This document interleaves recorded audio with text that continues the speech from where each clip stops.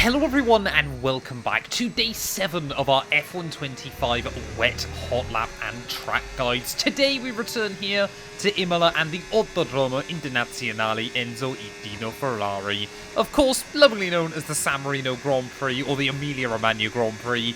It's had many names in its time in Formula 1, but this circuit, a really interesting one in the wet conditions on this game. It's a track where you don't actually end up changing as much of the setup as you do around a lot of other venues, because the wet setup and the dry setup in terms of wing angles and things are actually quite similar around here, but it's a circuit because of the all-new LiDAR scan inside F125. You've got to be really careful over the curves around here.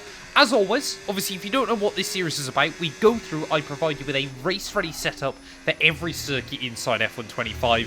We did all the dry laps first, we're now going through all the wet laps, and then I'm going to probably do Formula 2 as well, and update some of the dry setups in the not-too-distant future.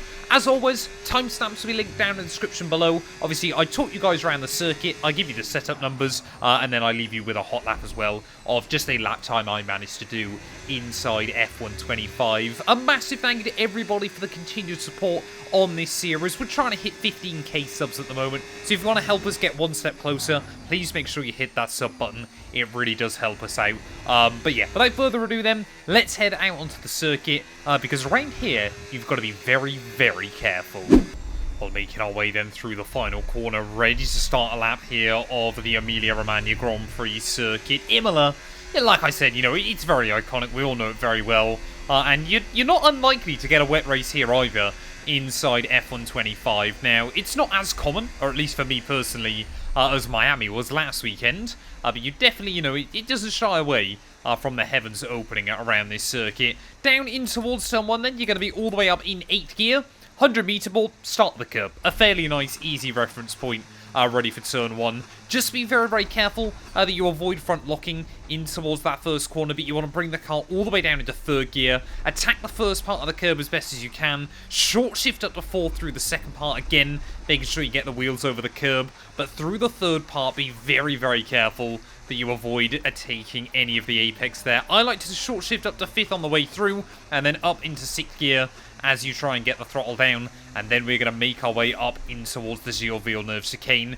Want to be spotting just where the Aramco sign is as soon as it goes out of shot, just before the 50 meter board, down 2 gears into 4th, really attack the first part of the corner, get rammed up the chuff apparently by a McLaren behind, 3rd gear through the second part, and be very careful that you avoid understeer on the exit. Up in towards Tosa then, this is one of the few corners I found in F125 where a karting line really works. Want to be braking at the 50 meter board, but I actually find it's better not to aim for the apex in towards Tosa. Run the car about halfway through kind of the track width, and then really try and get straightened up nice and early as you make your way on the exit of the corner. Short shift up through 3rd, 4th, and even 5th gear as you try and get the power down up the hill, but I like to leave the car over on the right-hand side as we make our way on the blind approach up towards the next corner. 50 meter board from 7th gear, you want to go all the way back down to 5th, maybe even 4th gear if you're really struggling with understeer, and then just again try to carry the throttle nice and tidily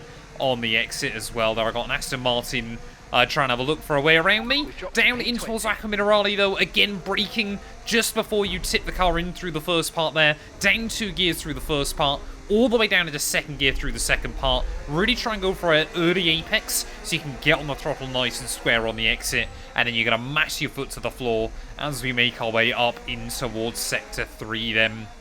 Braking again just at the curbing in towards these final few corners. I got no idea why the AI are being so bad today. Attack the curb through the first part, attack the curb through the second part in 2nd gear, short shift up through 3rd gear on the exit, and then even through 4th before you get full throttle, and then carry the speed off of the corner. You're going to be all the way up in 7th gear then as we make our way down in towards the final few turns. Just hug this curbing on the outside, and then as soon as the car straightens up, you're going to be braking all the way down into 2nd gear. It's such an easy corner to understeer through, so try to attack a lot of curb through the first part. 3rd gear on the exit, again really attack the curbs through the final part of the corner, but avoid the exit curb once more. Get full throttle once you're up into 4th gear, power down on the run back towards the line, and that is going to be a lap then of the Emilia Romagna Grand Prix. Like I said, it's a really odd one inside F125. You've either got to be fully committed over the curbs or avoid them pretty much through every corner. You'll notice, like I said, through corners like Tosa, I actually find it's quicker and safer to avoid them. It also means you get a little bit less wheel spin on the exits, which should hopefully help with tyre management as well. But let's head back to the pit lane then, and I'll talk you guys through the setup. Having a look then at the setup figures ready for the car then. 4138 wing, actually lower than I was running in the dry setup. I don't know what it is, but for some reason, obviously, normally on the F1 games, you run a bit more front wing than rear wing. Front wing kind of affects rotation through the corners more. Rear wing seems to affect top speed a lot more inside the games. But yeah, I like to run very high wing angle here at Imola anyway. So if you just, obviously, what happens in the wet is kind of the amount of difference there is in the wing angle can really kind of upset the balance of the car. You find that it just starts oversteering a lot more. It starts sliding around. You can't get the car positioned.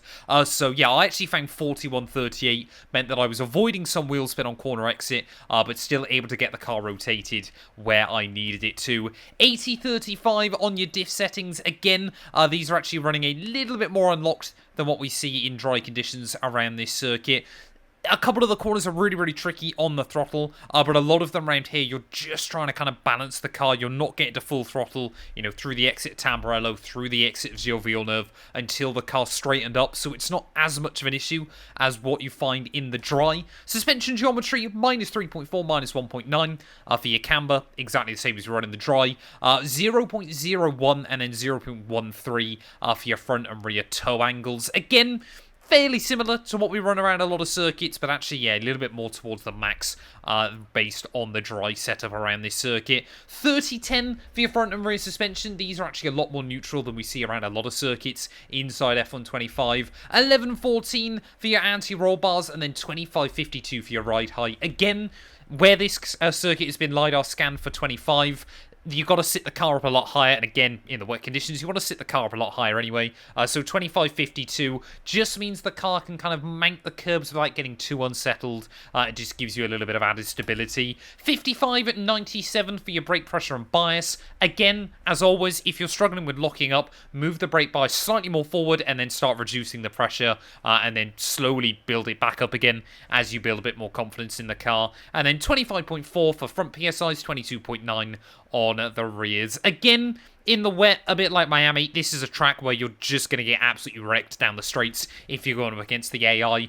So I would say you can lower the wing a bit more, run it at like 35-38, or sorry, 38-35 I should say. But ultimately, yeah, the wet conditions, EA, when are you going to fix it inside this game as well? Hopefully this setup helps you out though. If it does, please do make sure to leave a like I said in the intro, drop a sub on the channel. I'm going to leave you guys with a hot lap, and we'll be back very soon at the duel in the Formula 1 crown. We'll be returning on Friday, ready with the Monaco Grand Prix.